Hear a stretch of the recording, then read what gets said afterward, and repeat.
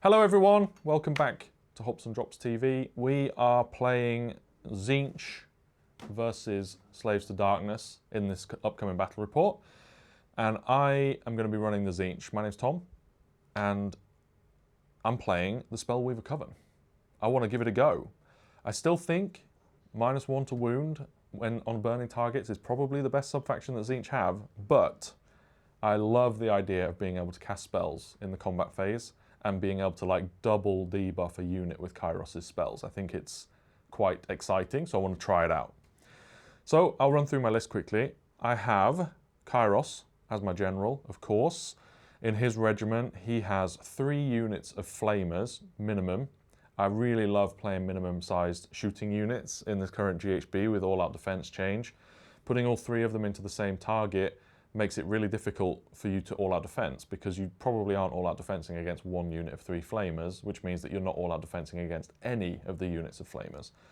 So they all get to shoot with effectively rend 1 compared to how they used to be, and then with Kairos' spell, it can be an additional -1 to save as well. So just them running around, potentially going auto 15 to get onto an objective as well with fly is really nice. They're just like a nice little fast, cheap-ish unit that can be effective at shooting as well. Then, in his regiment, the last unit I have is 6 Tzaangor Enlightened on disc. They're just there primarily, honestly, because I'm only playing 1 Tzaangor Shaman. I want another fast unit. The Tzaangor Shaman can give one of my big units of Tzaangor run and charge, but that's only one of the units. And if I want both units, or 2 units, to be able to push up quickly, I've got the Enlightened to fill that role as well. And the Enlightened aren't bad. Like, if I'm made the underdog, if my opponent takes a double, etc., then on the charge they're pretty good. They've got a 4+ save, which is quite nice, but they are ultimately there just for the speed. Then I have my second drop. It's led by a Tzaangor Shaman. He has my artifact and heroic trait. He has the upgrade where if he rolls a double on the casting roll, I add 3 to the cast. It's fine. I'd rather give him +1 cast, but I didn't have the 20 points. I was at 2,000 exactly with this. And then he has the new artifact that changes one of his combat weapons to 2d6. And like, when I'm looking at best targets for that, I think it's quite clear that probably the Lord of Change is the best. But a Tzaangor Shaman with it is not bad in my opinion. If you look at Kairos' combat profile, he's putting out 9 attacks, 4s, 3s, rend 1, damage D3. On average, this Shaman's putting out 10 attacks with the same profile, because you get 7 attacks and then 3 from his blade. So I'm using it on the companion weapon. I think that's possible. If it isn't, then I can switch it and then it's 2d6 + 2 instead of 2d6 + 3. But I'm pretty sure you can put it on the companion weapons. So he's like a nice little 14-inch beat stick that can just go over onto an objective that's lightly guarded and blast them, especially combined with being in combat and then using my Law of Fate spell to do 4+ mortals, equal to the number of destiny dice I have. In my Tzaangor Shaman's regiment, I have a Ogroid Thaumaturge, the Scourge of Ghyran 1. I don't like him teleporting to be next to Tzaangors, but I do very much like him to be able to teleport into units with the Tzaangor Enlightened or with the Tzaangor Shaman. I don't like him being near Tzaangor because the 4-up ward just makes these easier to kill, because he passes the wounds over. And these Tzaangor are going to have a 5-up ward anyway, so I want them to be hard to kill. So he's probably going to be teleporting mostly to the Tzaangor Shaman or to wherever the Enlightened go. And then lastly, in his unit, as I've mentioned, I've got 2 units of 20 Tzaangor, run and charge, 5-up ward, -1 to be hit, really tanky. They don't hit super hard, but if you get Kairos' buffs off or debuffs off on the enemy units, then they can be -1 to save, which makes these guys rend 2. I'm also bringing the spell law to put the sigil down, and that can give +1 attack or potentially +1 to wound. So they can output some damage, but it's a bit dependent on buffs going off. Default, they're not spectacular. They're not really going to chew through a unit. They are just a tar pit anvil unit. That's everything, I think, in terms of the units that I'm bringing. As I mentioned, I'm playing the Law of Fate instead of the Law of Change. The Law of Fate gives me the 5-up ward, -1 to hit. It gives me the damage, 9 dice. If I haven't used any Destiny dice, every 4-up is a mortal, which I think in combination with the charge into combat, cast a spell thing can be quite nice with the Thaumaturge or the Tzaangor Shaman, because Kairos is going to be using his War Scroll spell with that ability. And then the last spell is re-rolling Destiny dice. That's the one, which is damn useful. Every game that I've played with it, I only really cast it in the first turn. I re-roll them maybe 2 or 3 times, and that usually banks me about 4 or 5 6s, and then you set up for the rest of the game. You never have to cast that spell again, unless you run out of Destiny dice, in which point you can cast it to get one back, obviously. But yeah, it's just really clutch to just waste all of your early casting on that, just to set up for 6s in the late game when you need them for different various clutch things. I think this list's pretty good, honestly. I think it's quite competitive in terms of Tzeentch right now. I'm seeing a lot of people playing Tzaangors.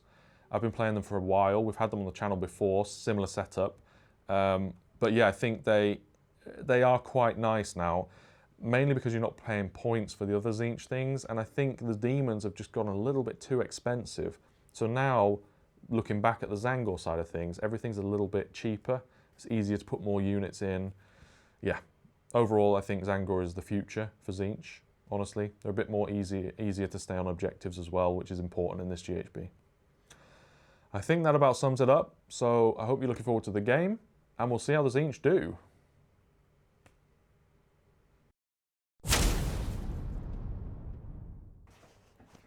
Hello everyone, and welcome to another list review, like you just heard from Tom, I guess. My name is Karl, and I am playing Slaves to Darkness for the first time ever in my life. In the upcoming battle report, it's going to be very interesting. And one might not pick Archeon as the first time they ever play it, but you know, that's what I do. So I'm bringing Archeon, the ever chosen, the Lord of everything. He's very cool, and he's also very good, in my opinion. There's a lot of points, and you kind of need a lot of units on this battle in this General's Handbook. So don't know how optimal he is, unfortunately, right now. But yeah, I think he's still very solid and very tanky. So what I have in my army, I have a 2-drop. I have Archeon, never chosen. In his regiment, he has 10 chosen, 5 knights, furies, and a Chaos War Shrine.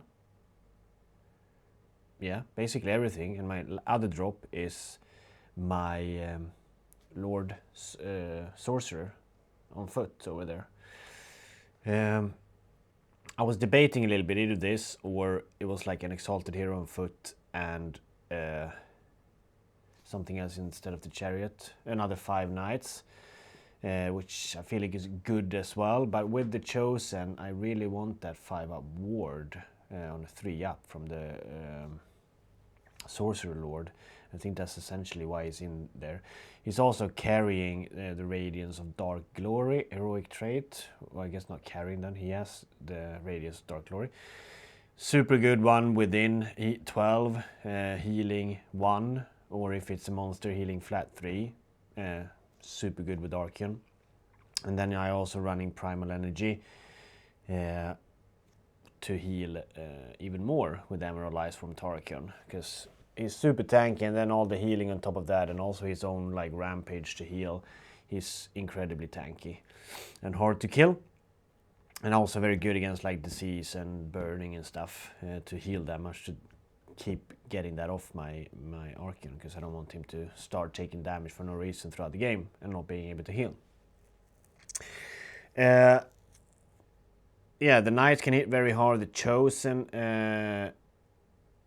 are of course like the really proper hammer, but 5 knights can do a lot with Khorne banner. And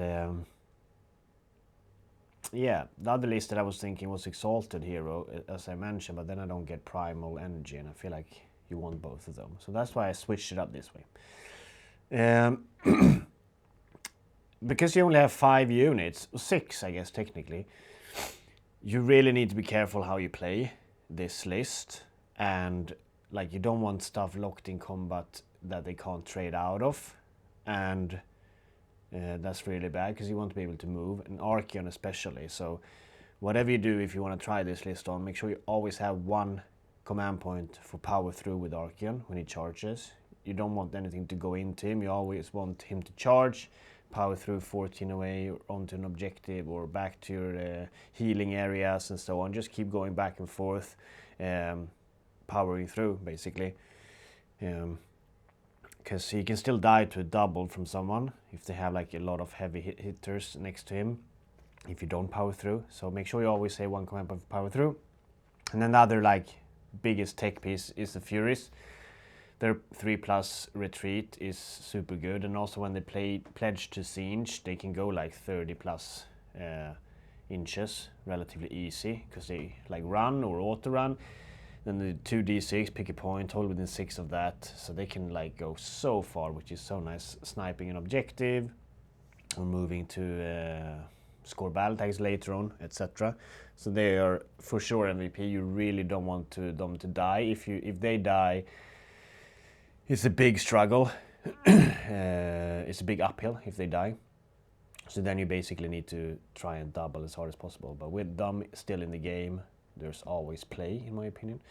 When you move them, you want to always make sure that if there is a potential where you're gonna have to try for that 3+, you always want to make sure that you position them, the Fury, so that if you do get that 3+, they can always move 14 inches back to an objective. So they can always tag an objective. So if they go forward and hold one objective from their opponent and they charge in their turn, you want to be able to go back to an objective, so you stop them essentially from holding more, or hopefully. So you want to have them like bounce between objectives. So if they leave one of their objectives to try and go and snipe your Furies, you get the 3+, you fly and take over their objective they already had, stopping them from holding more. So yeah, it's a super important piece, and you have to play them very carefully. It's a big struggle if they die. The Chaos Chariot is the only thing I fit, so that's why it's in there. It's just be annoying running around, I guess, holding an objective in the beginning of the game. And then of course I have the terrain piece, which is decent. It's not the greatest. It helps people charge sometimes, so maybe put it a bit further back. But it can do a bit of damage. I'm doing the Godswrath formation or whatever it is, when I can like defile the ground.